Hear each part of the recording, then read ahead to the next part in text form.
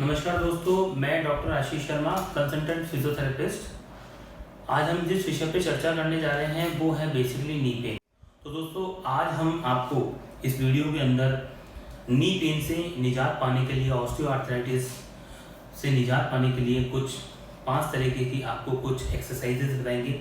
इन exercise और इन व्यायाम को करके आप घर पे ही काफ़ी फ़ायदा उठा सकते हैं और इन एक्सरसाइज को करने का क्या तरीका है वो मैं आपको इस वीडियो में बताऊंगा। तो दोस्तों, चलते हैं अपन वीडियो की तरफ।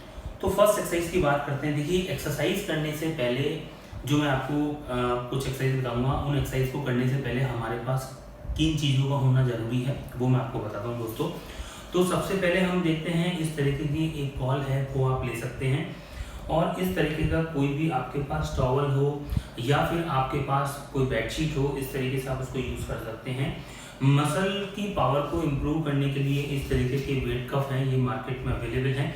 इस तरीके के वेट कफ को भी आपको यूज़ करने के लिए, एक्सरसाइज करने के लिए लेना पड़ेगा। ठीक है दोस्तों, स्टार्ट करते हैं फर्स्ट एक्सरसाइज के लिए हम बेसिकली क्या करेंगे, इस तरीके की बॉल टॉवल जो मैंने आपको बताया था, तो फर्स्ट हम बॉल को यूज़ कर सकते हैं। इस तरीके से हम इसको अंडर ऑफ नी के नीचे रख सकते हैं और हम पेशेंट को इस तरीके से नी को टाइट करने के लिए बोलें। टाइट करिए, रिलैक्स। अगेन आप देख पा रहे हैं कि जो ये मसल है जिसको बोलते हैं क्वाड्रिसेप्स मसल, इस मसल का कांटेक्ट होना बहुत जरूरी है इस एक्सरसाइज में दोस्तों। सबसे खास जो चीज़ है वो ये है कि नी के नीचे जैसे ही आपने बॉल रखा है या किसी टॉवल को रख रहे हैं, तो इसमें सबसे बहुत इंपॉर्टेंट चीज़ ये है कि इस मसल का टाइट होना बहुत ज़रूरी है, क्योंकि ये मसल ही आपके घुटने पे जो जोर पड़ता है उस जोड़ को और उस जोड़ में जो पेन हो रहा है उसको कम करने के लिए इस मसल में मजबूती आना बहुत ज़रूरी है। तो दोस्तों, इस एक्सरसाइज को टाइट करिए, छोड़िए, फिर से टाइट करिए, छोड़िए, फिर से करिए, छोड़िए, फिर से करिए, छोड़िए। तो दोस्तों, इस एक्सरसाइज को आपको 10 से 15 बार करना है। इसको रिपीटेटिव करना है, टाइट करना है, छोड़ना है, टाइट करना, छोड़ना है। अब हम चलते हैं इसी एक्सरसाइज के थोड़ा सा मॉडिफिकेशन की तरफ। जैसे हमने फर्स्ट एक्सरसाइज में आपने देखा कि हमने इसको टाइट करा, छोड़ा, टाइट करा, छोड़ा। हम इसका थोड़ा सा जब 15 बार आप कर लेंगे तो एक मॉडिफिकेशन करेंगे, जिसमें हम क्या करेंगे, इसको टाइट करेंगे, टाइट करिए और इसको 10 सेकेंड होल्ड करेंगे। 1 2 3 4 5 6 7 8 9 10। रिलैक्स। अगेन 1 2 3 4 5 6 7 8 9 10। तो दोस्तों, देखा आपने किस तरीके से ये एक्सरसाइज जब कर रहे थे तो 10 सेकेंड होल्ड किया, 10 टाइम्स किया। इस एक्सरसाइज को आपको दिन में 2 दफ़े करना है और ये 10 से 15 बार कर सकते हैं। इसमें आप 10 सेकंड तक भी होल्ड रख सकते हैं।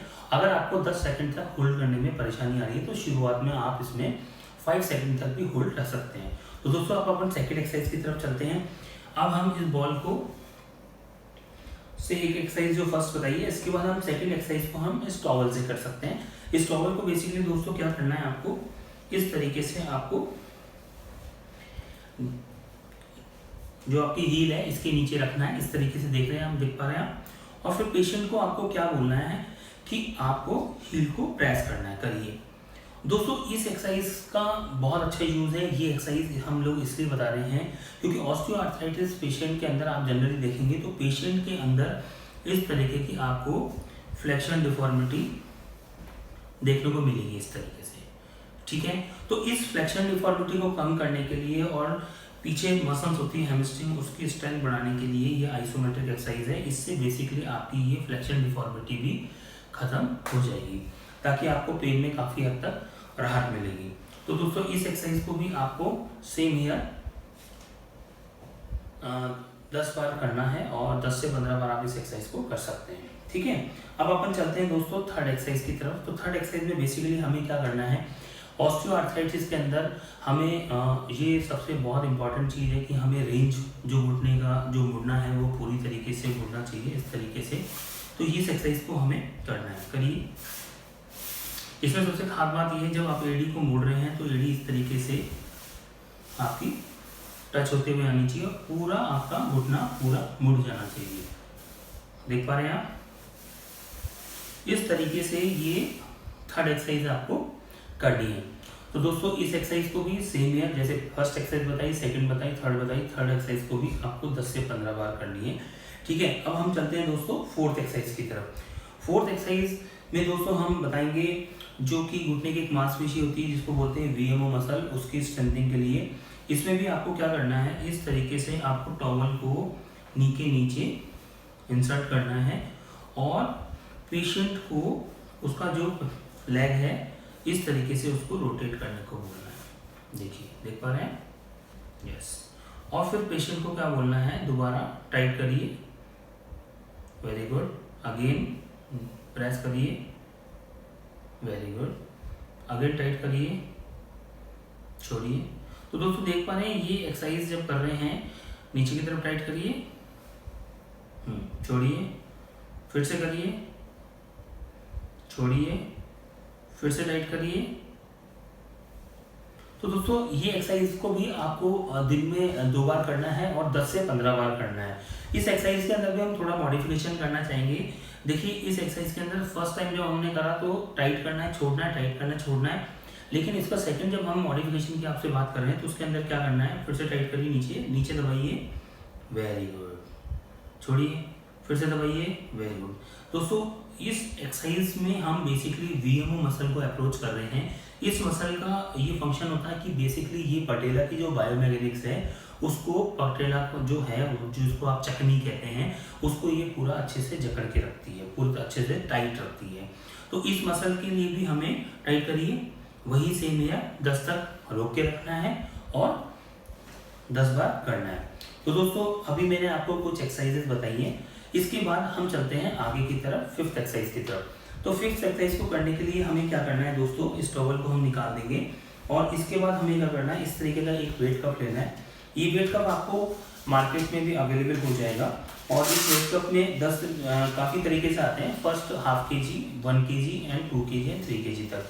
तो हम दोस्तों ये ध्यान रखें, जब शुरुआत कर रहे हैं तो हम हाफ kg वेट से एक्सरसाइज जो है स्टार्ट करें।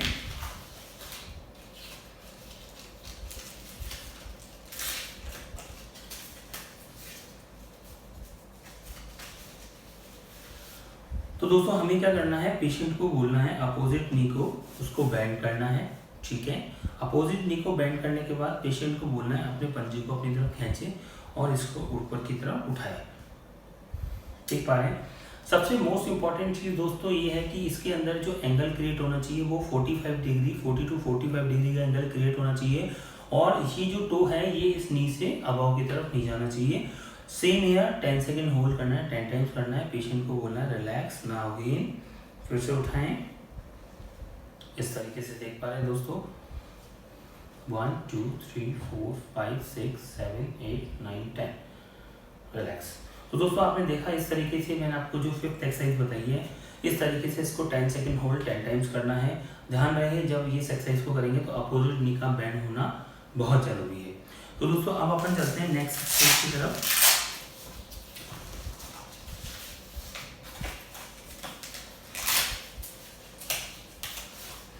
दोस्तों नेक्स्ट एक्सरसाइज के अंदर हमें क्या हमें रखना है कि बेसिकली इस एक्सरसाइज के अंदर, इस एक्सरसाइज को बोलते हैं बेसिकली डायनेमिक क्वाड्रिसेप्स एक्सरसाइज। इसमें भी बेसिकली हम क्वाड्रिसेप्स मसल को फायर करेंगे।